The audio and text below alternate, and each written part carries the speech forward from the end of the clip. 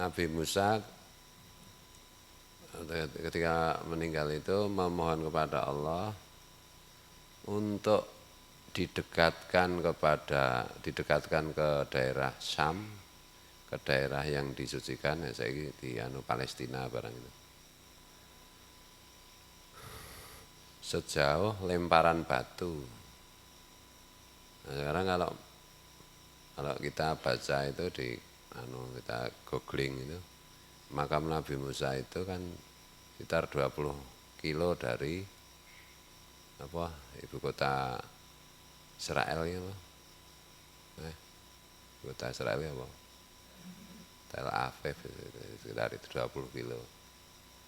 Ya sekitar 20-an, ya sekitar 20-an kilo lah dari Palestina, dari Baitul Muqaddas. Pusatnya Baitul Muqaddas kan di Palestina itu. Makanya Israel itu sekarang merasa berhak atas wilayah Palestina dan sekitarnya. Karena zaman Nabi Musa kan dijanjikan Allah untuk Nabi Israel menempati daerah Syam itu, Palestina dan sekitar. Tapi itu kan sudah tidak berlaku karena ngeyel. Ya, itu kan zaman dulu, kalau sekarang diklaim lagi ya nggak bisa. Tapi karena ngeyel ya ngeyel.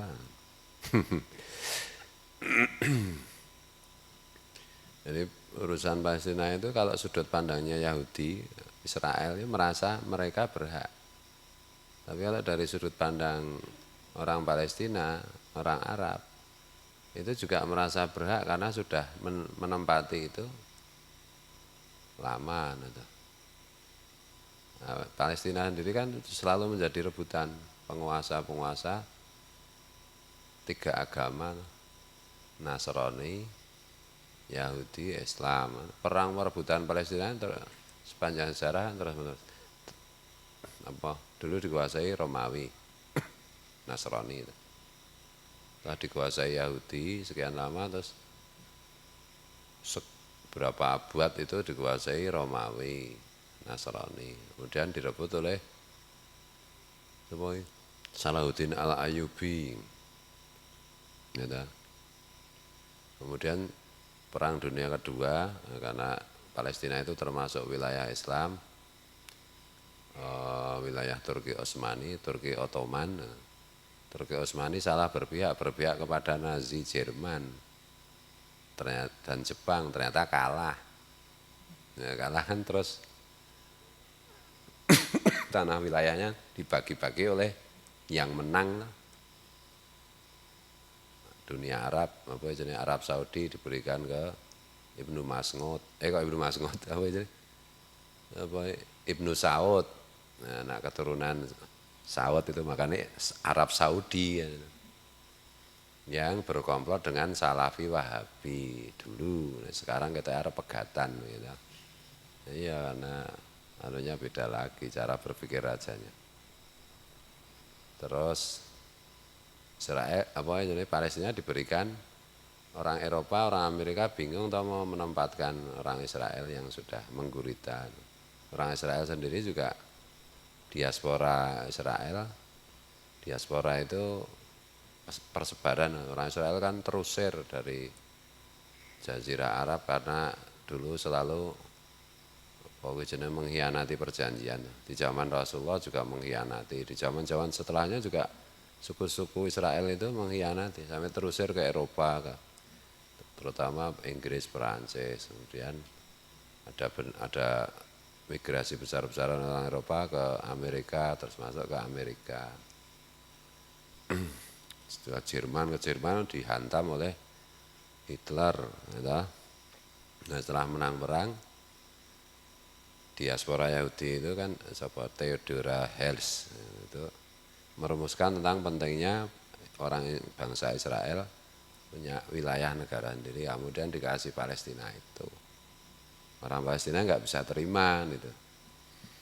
Jadi ya perang, persekutuan orang Islam kalah perang zaman tahun 48 kalah, 60 sekian kalah. Nah, terus ya karena Israel itu punya keyakinan untuk meluaskan wilayahnya ya terus menerus mendesak orang Palestina, warga negara Palestina. Palestina itu waktu dikuasai Nasrani semua agamanya Nasrani. Tapi sejak dikuasai orang Islam, orang Palestina itu ada yang Nasrani, ada yang Islam, ada yang Yahudi. Yahudi asli Palestina itu ya nggak suka dengan negara Israel. Nah sekarang ya negara Israel itu juga terdiri dari banyak agama meskipun mayoritas Yahudi. Ada juga Nasraninya, ada juga orang Islamnya. Bingung ra. Jadi yang namanya Israel itu juga bukan negara satu agama, enggak. Sekarang ada orang Islamnya juga. Tentara Israel itu banyak juga yang Islam direkrut dari orang Palestina. Kan itu. Kayak dulu misalnya Indonesia dengan Timur itu loh. Kan itu. Nah, ini enggak mau damai-damai terus. Nah, sebenarnya di antara banyak pemikiran dunia itu yang paling top itu pemikirannya Gus Dur tentang menyelesaikan Palestina ini. Yang sekarang diteruskan oleh Yahya Stakuf itu. Bagaimana solusi menyelesaikan konflik Israel-Palestina. Dengan pendekatan, salah satunya pendekatan pemahaman agama yang sesuai dengan tujuan agama itu sendiri kan itu. Yaitu damai, perdamaian kan itu. Kan di situ kan banyak urusannya tuh. Banyak kepentingan politik tuh, jadi kadang-kadang pendapatnya sama tapi mengapa perang? Karena pendapatannya yang tidak sama. Soal pendapatan. Kayak kiai-kiai itu sebenarnya nggak pernah beda pendapat sih secara umum. Kok partainya beda-beda soal pendapatan itu. Ya kadang-kadang ngel.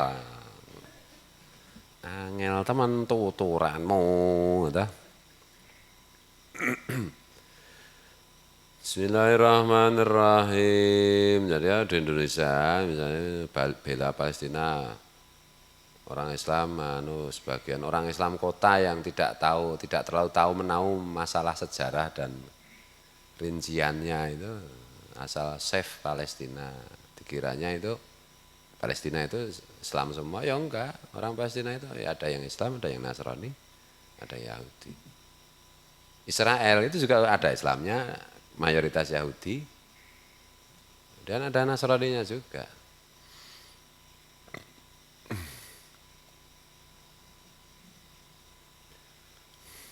Terus dikaitkan dengan kebencian itu meningkat, dikaitkan dengan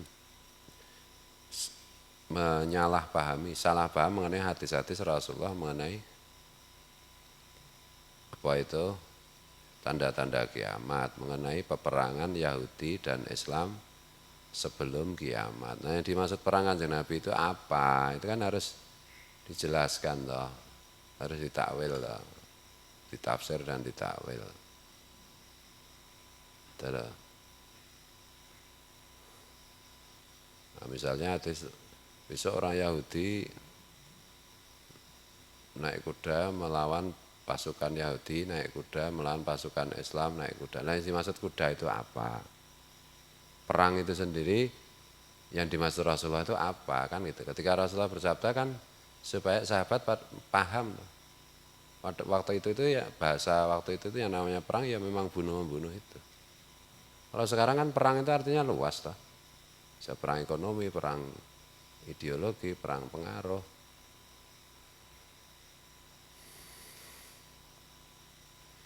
Ya wallahu a'lam, kira-kira kayak begitu.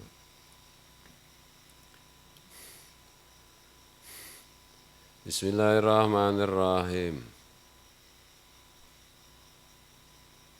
Fa'adnahu mongko nyerahake sapa Allahu ing Nabi Musa kama kaya barang fil hadisi kang ing dalam hadis. Kemudian Allah pun mengabulkan doa Nabi Musa sehingga Nabi Musa itu matinya di dekat wilayah Palestina. Tapi ya masih kontroversi itu sebenarnya, makamnya Nabi Musa yang sekarang dibangun itu kan berdasarkan mimpi itu tadi penakluk Palestina itu apa?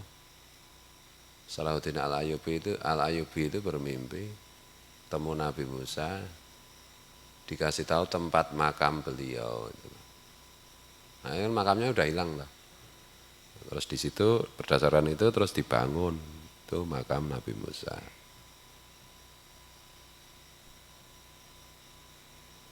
Sampai sekarang itu.